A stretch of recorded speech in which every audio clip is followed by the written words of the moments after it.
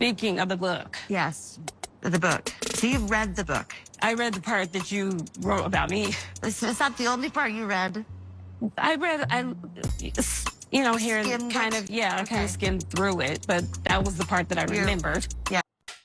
Hey guys, welcome back to my channel. It's your girl, the Brooke Ashley, and today we are here to discuss The Real Housewives of Salt Lake City, Season 4, Episode 10. And before we get started, let me just quickly say I have a lot of thoughts about Lisa and Monica. You guys already know they're both wearing me out for different reasons. Now, a quick side note, I have not forgotten about Beverly Hills. Expect a triple recap in the coming days. Y'all, it's just been a busy time, especially getting back from BravoCon. I'm trying to crank these videos out. I want to give you guys quality, all right? Now, Miami might have to be an overview. I'm like, 3 or 4 episodes behind? Just, again, bear with me. I'm doing my best, but I did not forget. But with all that being said, y'all, let's just jump right on into it because you guys already know that we don't have a minute to spare. So we open up the episode with Lisa over at Whitney's house. And a quick side note, did anybody else laugh at how Lisa was struggling to open up Whitney's gate? I said she was having a time. But they're in Whitney's kitchen. Whitney has a nice charcuterie tray and some wine. And now we see Heather call up Lisa, and she's asking Lisa for a favor. She wants to know if Lisa would be the MC and sing a little bit at her upcoming book signing. So Lisa's like, sure, Heather, of course, I would love to. And by the way, I'm here at Whitney's house. I know, I'm over at my bestie's house. Isn't that so funny? Now, while Lisa didn't do anything wrong by saying that she was at Whitney's house, be clear that Heather probably felt some type of way about it, because we all know that Heather is extremely insecure, especially when it comes down to hanging out with Lisa. And I also want to add, I do find it funny that Heather has all these gripes about Lisa, but she's the first one to ask Lisa to MC and be the host of her event. Because personally, if I had all these opinions about somebody, if I felt a way about somebody, like they were always rejecting me in Heather's words, I wouldn't ask them for a favor to host my event. I'd get somebody else who I feel actually loved me.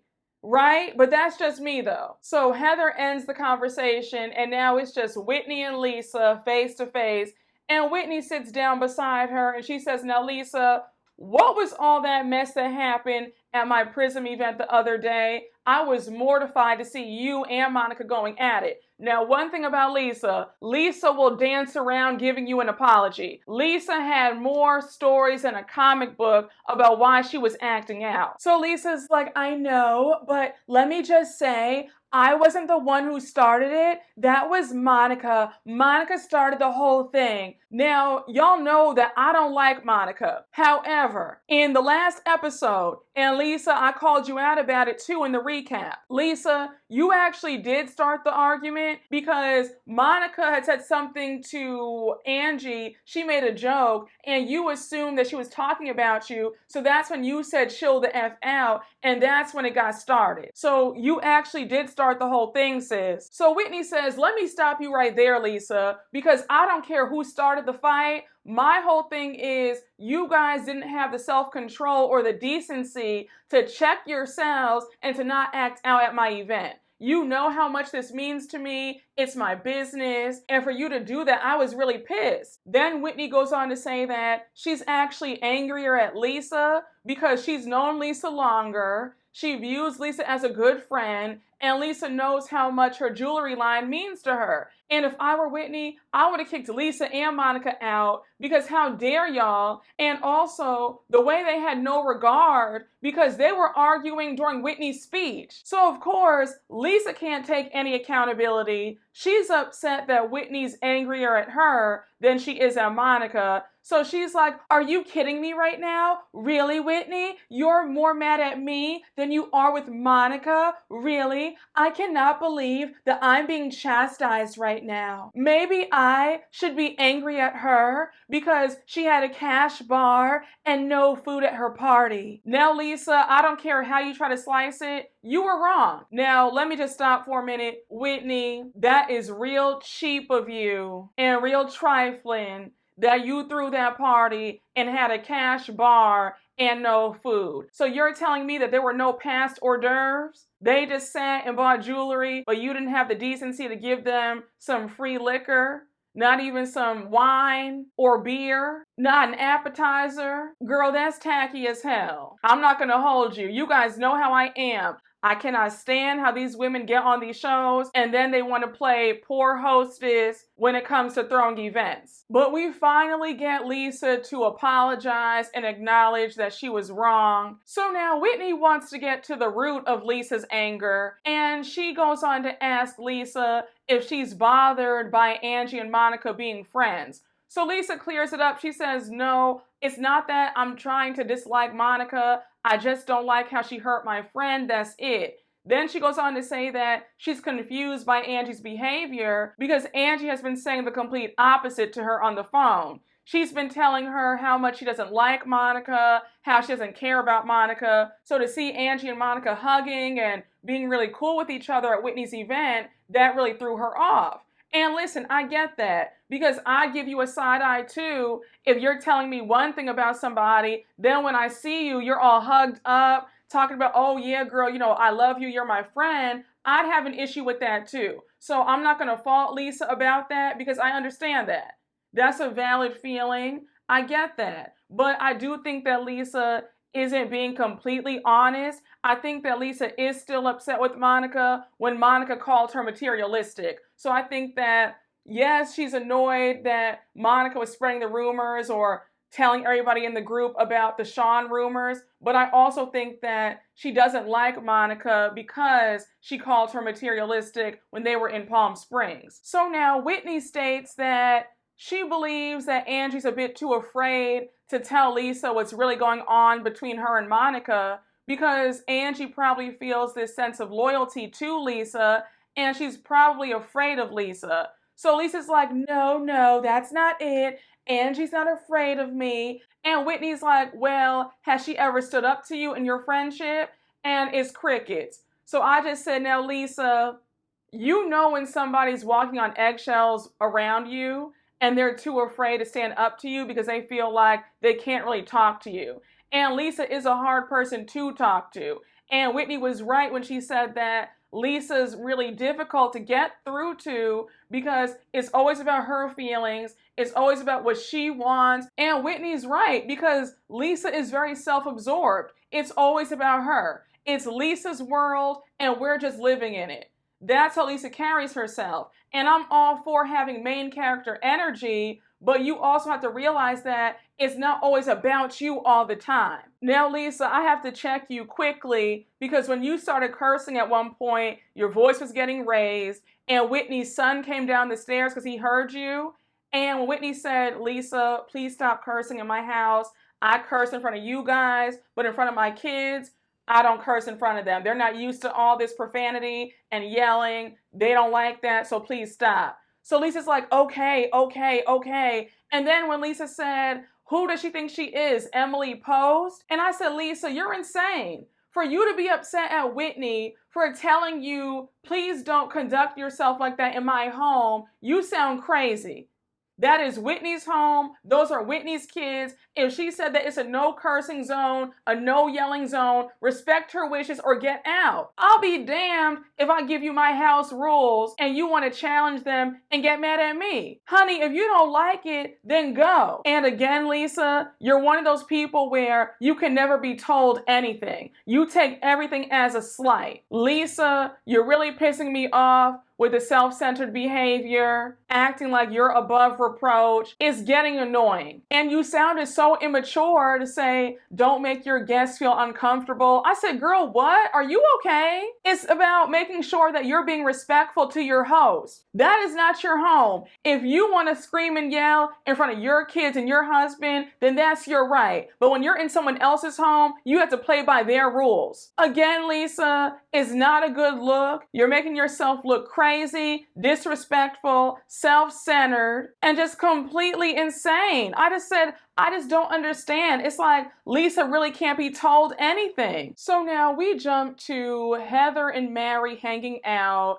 Mary has invited Heather over to her house for the first time ever. And when I tell you that Heather's reaction to Mary's house had me screaming, she was like, Mary's house is just like her personality. You don't know what to expect. You have a green carpet, colorful chairs. And I said one thing about it, the way Mary talks about everybody else and their style, you would think that Mary's house would look more up to date. If anybody's stuck in a time warp, it's Mary. Because that green carpet, absolutely not. No. But they sit down in Mary's kitchen, and Mary says that she wanted to invite Heather over because she's always felt a connection to her. And I'm not really buying the whole story either about how Mary felt like Heather was always up under Jen, and that's why they never got to know each other. But since Jen is gone, now she has the opportunity to finally get to know Heather. I feel like regardless of Jen Shah's presence in this group, I just don't believe that Mary has ever seen it for Heather. This is just another person to film with in case Meredith is too busy. So now Mary brings up Heather's book and how she's a bit displeased with Heather because of what Heather wrote about her. So she's like, what you said about me wasn't true. And Heather was like, girl, I told no lies. I didn't even say anything bad about you. I don't know what you're mad about. Heather reads the excerpt of what she wrote about Mary, and it was accurate to me. She said that Mary was elusive and I think mysterious, and how she would reprimand Heather and Heather just took it. But I didn't see Heather say anything that was so bad about Mary. I said, Mary, the book has already been printed. It hit the New York Times bestseller list, so she can't take it out even if she wanted to. So it is what it is, sis. And also, Mary, worse things have been said and written about you, so I think you'll be okay with what Heather wrote in her book about you. And it wasn't like she has pages and pages about you. It's one little paragraph, sis. So I said, Mary bringing this up, she clearly wants to bring this up to have a moment, because I don't remember anybody saying, oh my gosh, did you see what Heather wrote about Mary in her book? Nobody was doing all that. So they go back and forth about what Heather wrote about her. And then Mary says, look, Heather, I just want you to know that I do care about you. So Heather says, I mean, let's not lie, Mary. We did have harsh words between us. And now Mary wants to know, what exactly did she feel was harsh? So now Heather brings up the whole inbred comment, and then she goes on to ask, do you really think that I look inbred? And without missing a beat, Mary says yes. And I just said, Mary, was that really necessary to say? And I know people keep saying, well, don't forget how they treated Mary in season 2 when Jenny was there. And I get all that, but here's my thing, right? If Mary can't stand these women that badly, then why would you get back on a show if you just had such a miserable experience? If you're going to get in the game and play, then you're going to have to make nice with people. It can't just be the whole season of you versus everybody. If you hate these women so badly, you have all this resentment towards them, then maybe being on this show might not be the best thing for you. So Mary does apologize for saying that comment. She says, I'm sorry if that bothered you. And now Heather reveals that a lot of people were upset with her for what she wrote in her book. So Mary goes on to say, despite it all, Heather, I am proud of you. And I said, well, finally, we're getting a nice moment from Mary Cosby. Because I said, to invite somebody to your house to insult them, I'm glad that she was able to turn it around. and make nice. I thought it was funny when Heather said to Mary, you know what, Mary? Maybe one day you'll write a book and then you'll see how hard it is. And then Mary says, I don't want to write a book, but then again, maybe I will. And I said, Mary, you know good and damn well that you don't plan on writing any book. Because I don't think for a minute that Mary would sit up there and actually tell the truth in regards to how she got with her step-grandfather and why she's not speaking to her mom and how she took over the church. I don't believe for 1 second that Mary would tell us the truth about anything. So I said, Mary, please save your breath. I'm not looking for a book from you.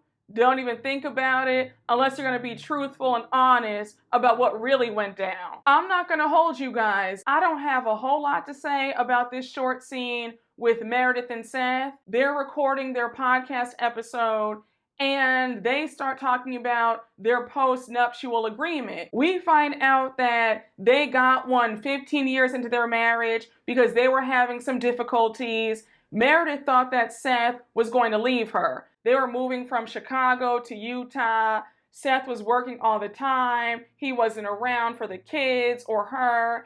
And she thought that he might pack up and leave one day. So she drafted up a post-nup to get custody of the kids in case they got a divorce. So Meredith goes on to say that it's not a favorable outcome for women if they get divorced in Utah. Now, I'm not surprised to hear that because Utah, it's majority Mormon.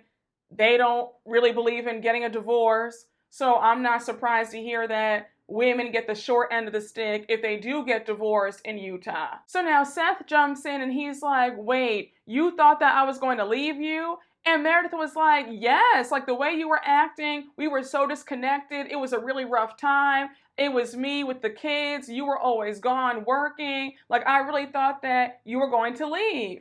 And it's so crazy how two people can be in the same situation and view things completely different. Because the fact that Seth had no idea that his wife was scared to death that he was going to leave, that says a lot. And when he went on to admit that he was at fault, how he wasn't there, he wasn't home, he was like, I just felt like my job was to only provide the money. And that's it. You handled all the homework, helping out, listening to their problems, going to the PTA meetings, and I was just working. And I was happy that Seth acknowledged where he was wrong. And when he apologized to Meredith, you can tell that Meredith needed that because I'm sure that she probably had resentment all those years. And remember in season 1, they were on the brink of getting a divorce. Remember how Meredith was always complaining about how he was always working all the time, always traveling, always gone? So it seems like Meredith and Seth have been going through a lot of issues for the majority of their marriage. But again, I'm glad that Seth acknowledged his wrongs and he apologized to his wife.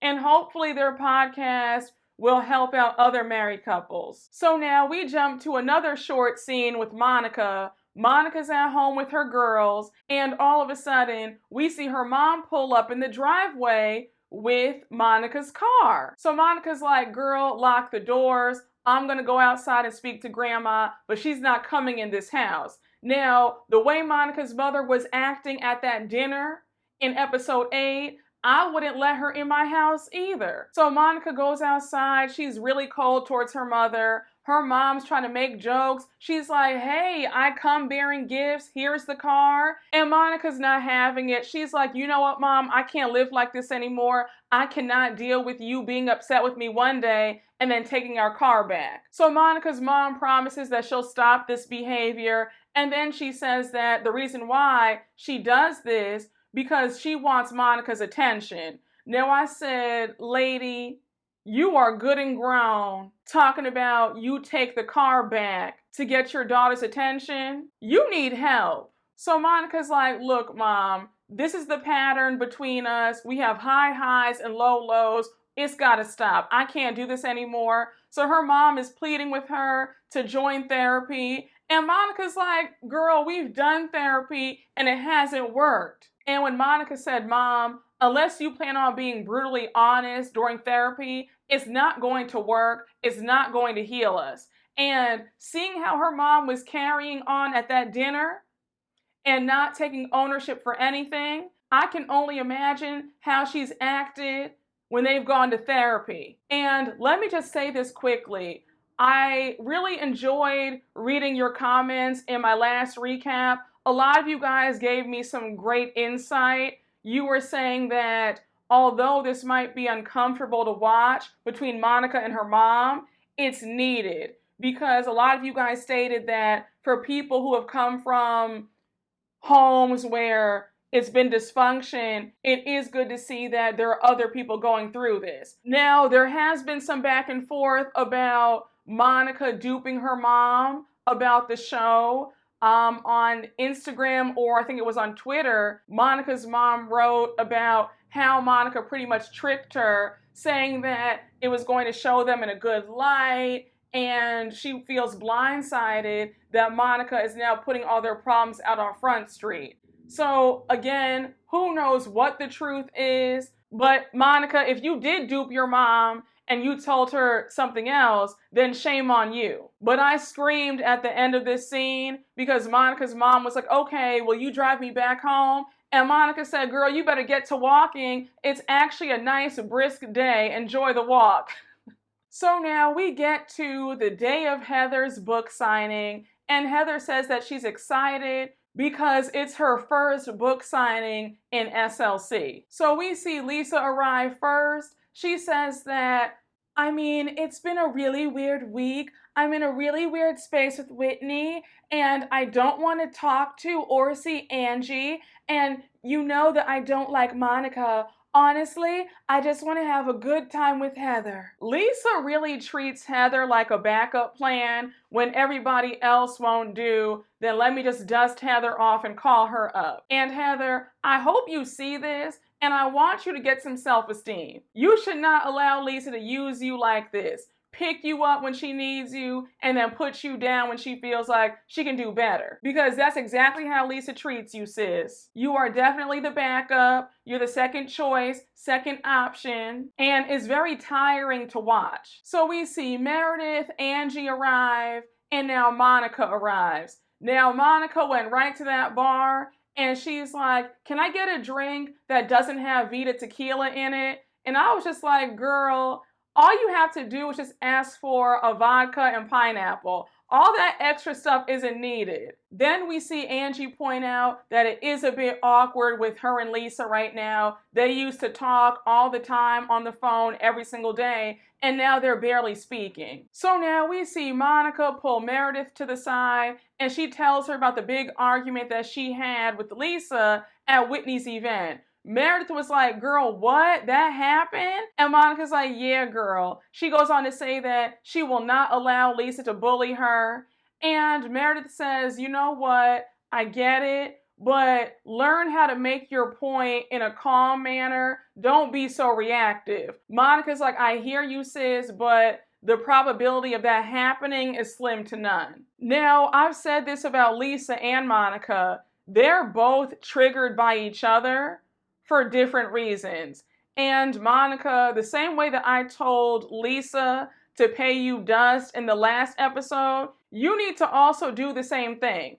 Lisa should not take up all this space in your brain. I feel like the best way to trigger somebody is to be quiet. Silence is very powerful. People hate being ignored. They would rather argue with you 9 times out of 10 than you ignoring them. So your best bet would be to remain calm and to not let Lisa get you this worked up. Pay her dust. You claim that you can't stand her, so why even give her that attention? And when you went on to say how every time you turn around, you see Lisa and how Lisa is a jump scare, I said, now wait, okay? Because I told you guys that in person, Lisa looks great. But I have to admit, the cameras are doing her dirty this season, because I feel like in past seasons, they never zoomed into the crow's feet and all the wrinkles. And I was like, why are they doing this? Who did Lisa piss off in production?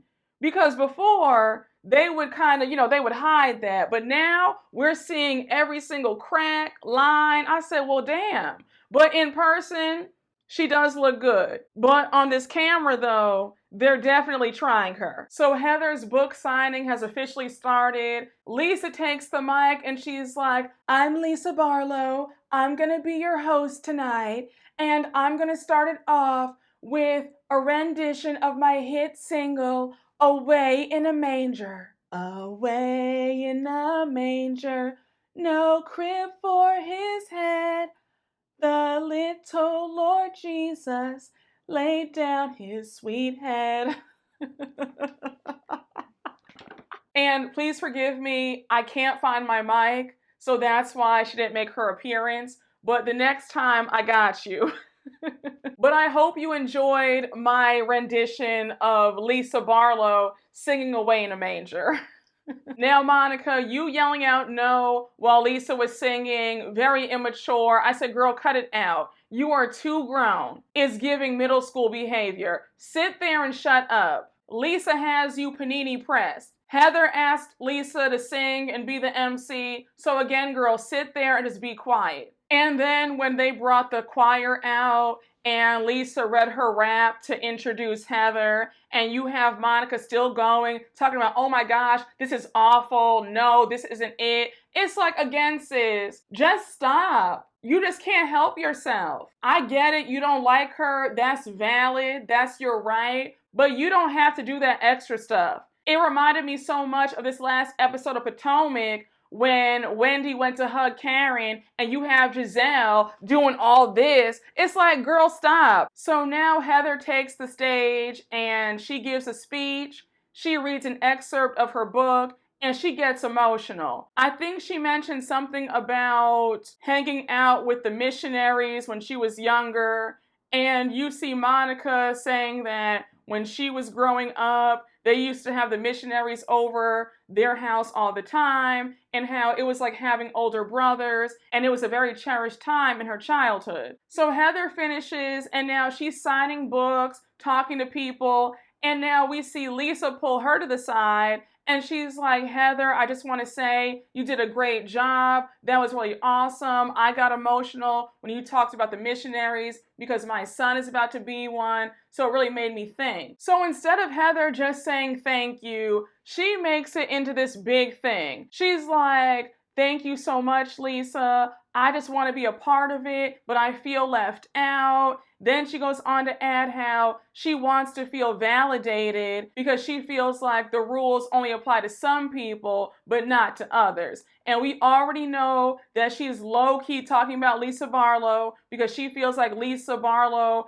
isn't really a good Mormon and she's still accepted by the community, whereas she followed all the rules and things didn't pan out the way she had hoped for. Lisa was over it. She was like, girl, are you kidding me? You're already validated. Like, you can't look for that to validate you. So now Heather goes on to say that she's just now realizing that there's no one way to live in a religion and that everybody's faith journey is different, and how she wishes that she could be more like Lisa. Now, I touched on this in several recaps. I feel like Heather feels cheated because she played by the rules and it didn't go well for her. And I compare Heather's experience to women who feel like they were good and pure and virginal and they feel cheated and resentful because a woman who is the opposite got the man and they're still single. You get what I'm saying? That's how Heather views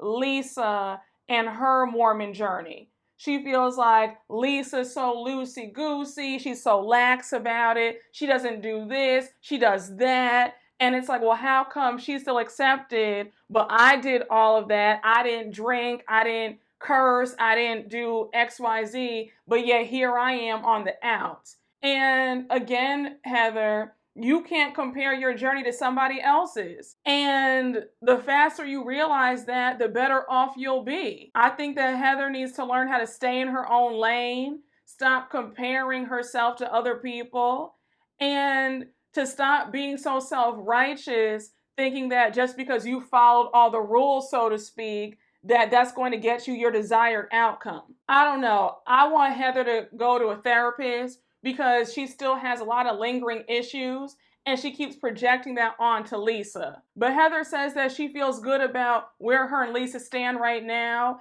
and how they're headed in the right direction, and she feels good that Lisa showed up for her. I'm happy that Heather feels good about that, but Heather, you have got to stop putting Lisa on this pedestal where her approval of you is going to make or break your self-esteem. You need to be solid whether Lisa is cool with you or not. That's what you don't get. You are placing your happiness, your worth, your validation on Lisa. Now we cut to Meredith, Angie, and Monica talking, and Monica's like, have you guys talked yet? Angie and Meredith both say no, and now Angie says, look, Meredith, I just wanted to address you because it really hurt my feelings to hear you going around saying that you want to ruin me and ruin my family. So Meredith had me screaming. She said, but did I ruin your family though? I just said it. I didn't actually do anything. So Angie's like, well, you don't have the power to ruin my family, so let's start there.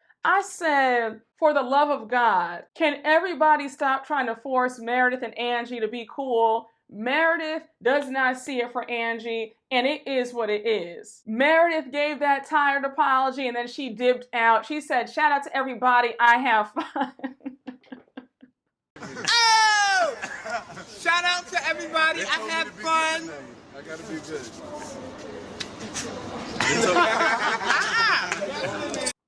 The way Meredith cannot stand Angie, I just said, girl, she does not want to give Angie any camera time. Angie going on to say that she felt like Meredith's apology was fake and phony. I said, well, girl, it was. She didn't mean it at all. She can't stand you. Now, I do want to ask this, right? I remember how Angie and Meredith got into it at the reunion, but I didn't think that the issue was that deep for Meredith to still carry this kind of grudge. I feel like we've seen bigger and more explosive fights, and they've been able to work past it. So what is it about Angie that Meredith can't stand where she's unwilling to talk to her at all? Because I feel like, Meredith, if you can forgive Lisa for dogging you out on a hot mic, then surely you can forgive Angie for what she said about you at last year's reunion. I'm just saying. Now we get to the last scene of the episode, and it's Lisa at home.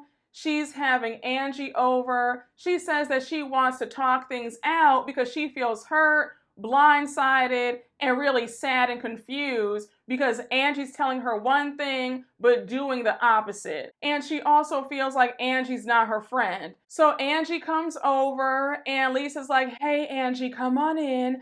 I have croissants and muffins, so take one and then we'll sit down on the couch and just talk. I'm starving, by the way. Now, Lisa, as hungry as you are, and as much as you're always talking about fast food, and you're getting on Whitney for how she had no food at her party, I was surprised that you didn't have a better spread at your house. There should have been a nice fruit platter, some cheese, some crackers, some prosciutto, some hummus, some pita chips, some olives. I'm just saying, Lisa, you should have had more of a spread than that. When Angie had you and Whitney over a few episodes ago, she had a full spread. Y'all better stop being cheap. If you have the money to be dipped in Valentino head to toe, Givenchy, Prada, Christian Louboutin, Chanel, Gucci, then you can certainly afford to have a better spread than that when people come over to your house. So they sit down to hash out their issues,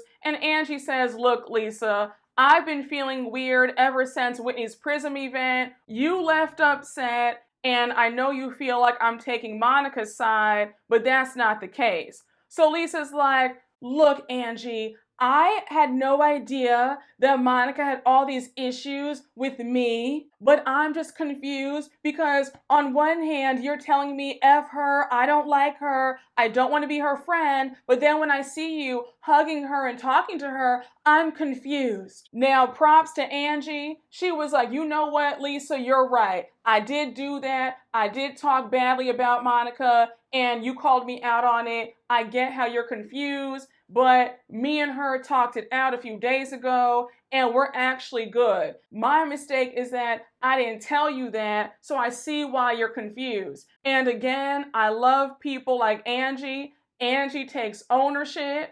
There were no excuses being made. And she even said, you know what, Lisa, my bad. I should have told you that me and Monica met up and we're actually cool again. So now Angie reveals the real reason why she was a bit afraid to tell Lisa about her and Monica making up, because Lisa got so triggered when she found out that Angie and Heather hung out at Heather's house. So, of course, Lisa just can't hear her out. She's like, no, Angie, no. You will not place your insecurities on me. If you felt scared, that's a you problem. That's not a me problem. And again, Lisa, here's where you lose me. Because you can't listen to anything. If it's not what you want to hear, you lash out. Angie was not blaming you. She was being honest. That's a fair thing to say to somebody like, hey, you are a bit hard to talk to. That's why I wasn't so quick to tell you X, Y, and Z, because you do have a tendency to flip out. And Lisa, you do.